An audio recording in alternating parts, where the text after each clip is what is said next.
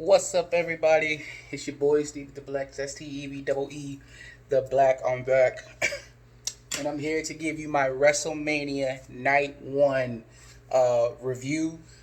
Sorry I didn't do it right away after the show ended. I had some things to do. I've been sick, for the past couple of days, so haven't really been moving around all that much. At least I tried not to.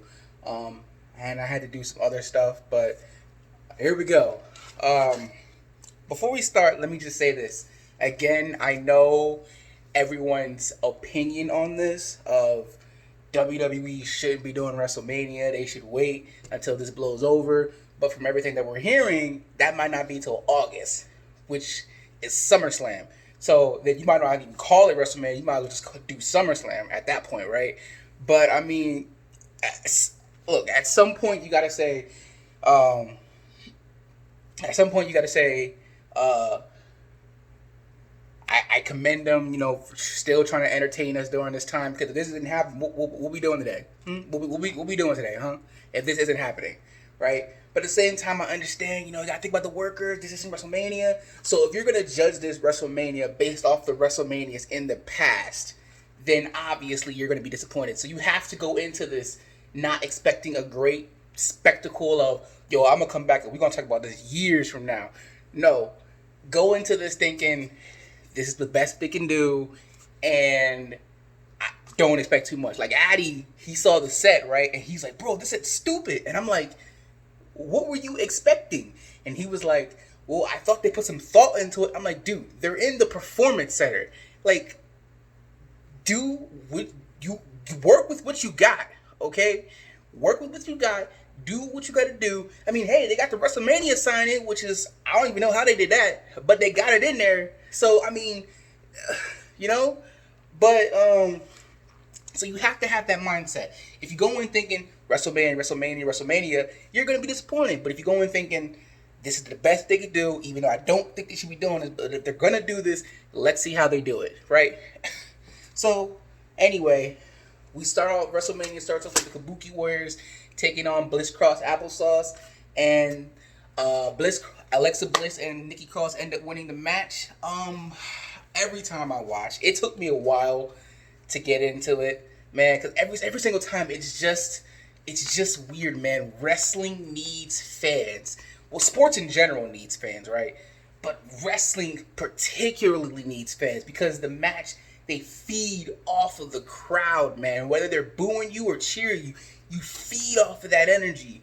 And it just took me a while to get into the match, but once I got into it, the match got going.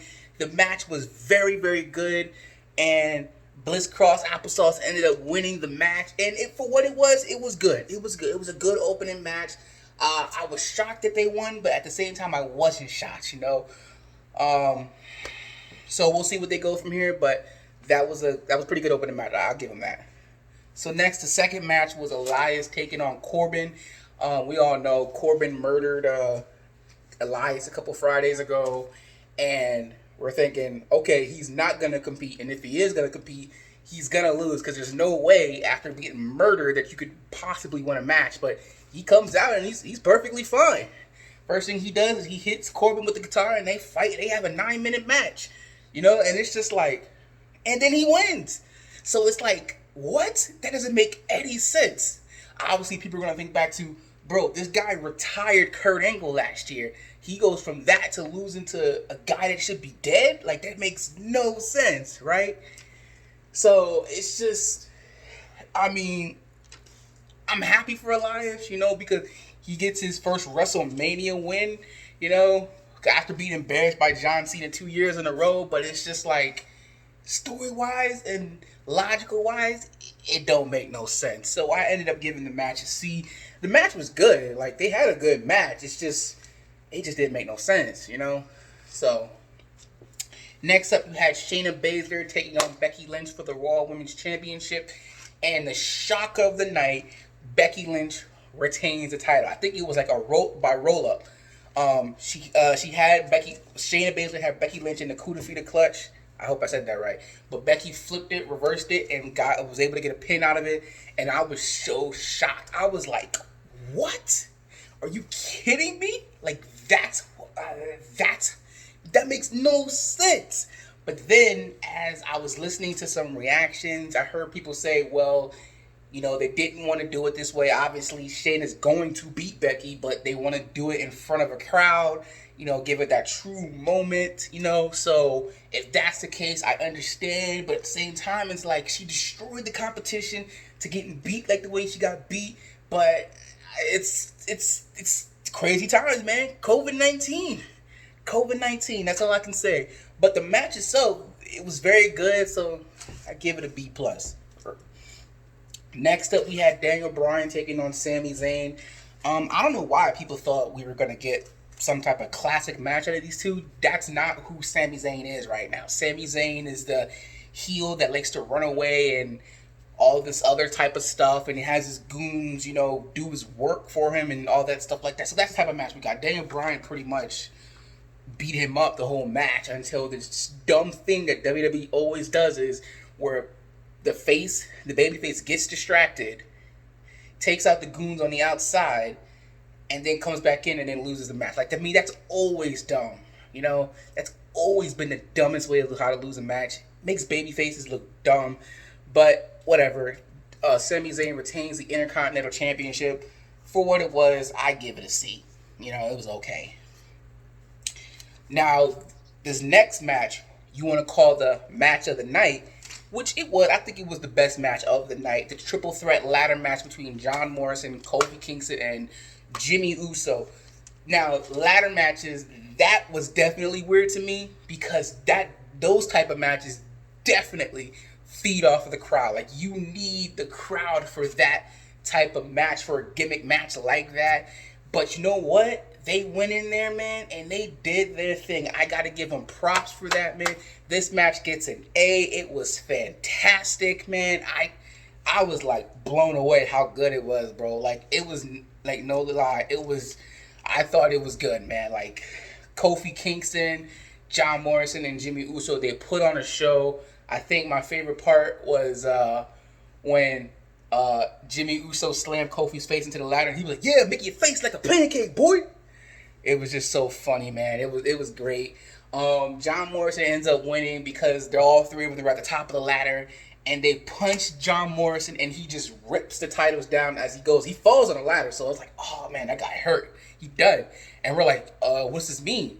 And then they're like, oh, he pulled it down with him, so that means he wins. I predicted that John Morrison and them were going to win, and, I was right. So, kudos to them. Match of the night. It was great. Next, we had Kevin Owens versus Seth Rollins. Initially, I was not into this match, bro. I was just kind of like on my phone looking back up and forth, but I was not into it. And then I saw the DQ finish happen, and I was like, what? Are you serious? That's what you're going to do? That is so dumb. How could you do that? And then, Kevin Owens coaxing back in, Seth Rollins back in. He says, look, nah, I thought you said you were Messiah. I thought you said you were this grand guru, God, whatever. Let's have a match. Come on, let's do it. Beat me for real like a man. Come on. But this time, no disqualification, no counting. Let's go. So Seth Rollins comes back in. He's beating on Kevin for a little bit until Kevin Owens hits him with the bell twice. He lands. He puts him on the table. And then he climbs up to the top and jumps off the WrestleMania sign. Kevin Owens will be the only person in history who can say, I jumped off the WrestleMania sign. And it's funny, as he jumped, he's like, how's this for a WrestleMania moment? Bam. Puts an elbow through the heart, gets Rollins back at the ring, Stone Cold, or Stunner, not Stone Cold, but Stunner. And Kevin Owens wins the match. I like the little swerve that they had. It was good because, this swerve is all, man, it's going to end at the DQ. Nope, let's put this back in. Let's go at it again and no disqualification. Thought the finish of the match was great. Like I said, Kevin Owens is the only person ever in history who can say, I jumped off the WrestleMania sign. I gave it a B. I thought it was good. Next, Goldberg versus Strowman. So here's the thing, right? WWE promoted all week of Roman Reigns and Goldberg, right?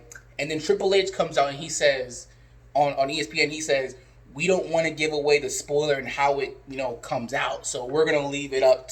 So it's going to be a great, unique way. Well, it turns out the great, unique way was, they're just gonna tell us, oh nope, it's now it's Goldberg versus Strowman. They don't even tell us.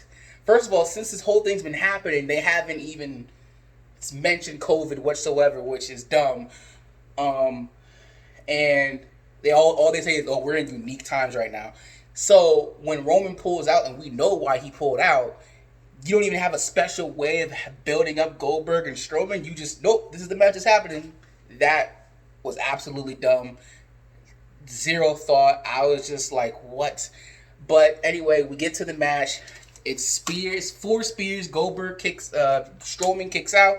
I get this weird feeling in my stomach like Goldberg's gonna win. I did predict that he was gonna win, but Strowman kicks out. Goldberg tries to go for the jackhammer. Strowman reverses it into 3 or 4 straight power slams, and he's the new Universal Champion. Think of it as you will.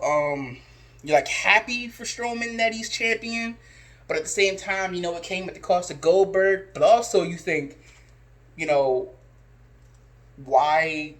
If he had lost to Goldberg, that would be like Strowman's done. Like, he's done. Like, nobody will care, right? So having him beat Goldberg is whatever. But I will tell you this though: when we get back to normal, they cannot do Strowman versus Roman Reigns again. They cannot do that. Build Strowman up, whatever. Maybe they do him in the feed. I don't know. But you cannot feed Strowman to Roman Reigns. Like, I don't want to see that. Nobody wants to see that. You finally got people liking Roman. Don't screw this up. Whenever he does come back. So yeah, I gave it a C. You can't go in expecting a great masterpiece of a match. You got to go in expecting what you've seen from Goldberg these last couple years, right? And then last but not least, we have the Boneyard match between The Undertaker and AJ Styles. Obviously, we got Biker Taker, which is great. I never saw Biker Taker, never saw any of that. So to see him now, I was like, oh, that's pretty cool, you know. And plus, you know, as you guys know, I'm rewatching or watching for the first time the Attitude Era. I'm not at that part yet, but just to see a different version of Taker, which you all know is my favorite wrestler, is cool. So we kind of figured that basically a Boneyard match was just another cool way of saying Buried Alive match, right? That's what I figured. And this was a movie. Like, it wasn't, obviously this was all tape, right? But this was a movie, and the way they did it, the way they shot it, it was great. Taker coming in there talking trash, like, come on, son, I thought you said I was older. I thought you said I was past my prime. And they're all fighting each other. AJ, and like, at one point, AJ tried to hit The Undertaker with a rock. Like, that's funny to me. Eventually we get to the point in the match where Taker ends up in the grave, and AJ's gonna go and he's gonna put the dirt on him, and then Taker just appears right behind him. Like, it's like, what? So he's still using, even though he's Biker Taker, he's still using his Undertaker powers, whatever, right? You know, so he beats up AJ some more. At one point, we have Druids come out, and Gallows and Anderson are beating him up, and they're fighting, and Taker takes them all out, and then they end up on the roof. AJ Styles tries to escape, but Taker again uses his powers. He makes a wall of fire, and I thought Kane was coming out at first, like, oh, it's not the guy Kane, but no. So they do that, and Taker throws Gallows off the roof. He gives Anderson a tombstone, and then he chokeslams AJ off the roof. And all I could think in my head was, "Good God, they killed him! They killed him!" I could hear JR's voice saying that. Anyway, so then and Taker, you know, picks up Styles, and he's like, "Huh? Who's my wife now? What's my wife's name? Huh? Am I old, right?" And Styles is like, "Please don't bury me, man. Please don't do it." And then Taker's like, "I'm not gonna bury you, man. You gave me a good fight." And then he turns away, and then he kicks him in the grave, and then he puts the dirt on top of him, and then you hear the ding, ding, ding. And then Taker gets on his bike, raises his fist. You see the Undertaker symbol in flames, and then he rides off into the darkness, you know? So, and then last you see of AJ is his hand out like this, and you see on the gravestone, AJ Styles, rest in peace, 1977 to 2020. For a match movie, done perfectly well. A lot of people like this match. I enjoyed it. It was great. I was really, really worried how they were going to pull this off, but they did a phenomenal job. What scares me tomorrow, so I think tonight, I originally said it was an 8 out of 10. I'm going to change that to it being a 7 out of 10. Like, again, you can't go into this saying, oh, WrestleMania, you know, because it's not WrestleMania. This is a glorified watered down version of WrestleMania. It's always going to be weird without the fans, but for what they did tonight and what the workers did tonight, I thought they absolutely did a phenomenal job. So what worries me though is tomorrow night, where I think it's going to be bad. That's what worries me. Like, they're going to have a great night one, and then night two is going to go, bro, what the heck is this? You know? Another thing that worries me is the Firefly Funhouse. Because Taker and Styles did a good match, it worries me that that's going to be a terrible match. What also worries me is Brock Lesnar and Drew McIntyre. Because Becky Lynch beat Shayna Baszler, that gives me the feeling that Brock Lesnar is going to beat Drew McIntyre. Because then they'll do the same thing. Oh, we can save his glorious moment for when the crowd comes back and we have SummerSlam. Or because they're saying maybe August is when sports and all that stuff can come back. So it's just like, okay, that's what worries me. And I hope people realize that. But we'll see. Again, you can't compare this to WrestleMania because it's not WrestleMania. It's a watered down version of it, and you have to judge it based on what they give you. And what I have to say is, did you enjoy what you saw? Did your eyes enjoy it? Obviously, you'll never come back and watch this show ever again. You won't. But for what your eyeballs saw, did you enjoy it? And I can say personally, I did. For what it was, I did enjoy it for the most part. So that is my review of night one of WrestleMania. I'll be back tomorrow night to review night two. And if you're not down with that, I've just got 2 words for you. Peace out, and I'll see you tomorrow night.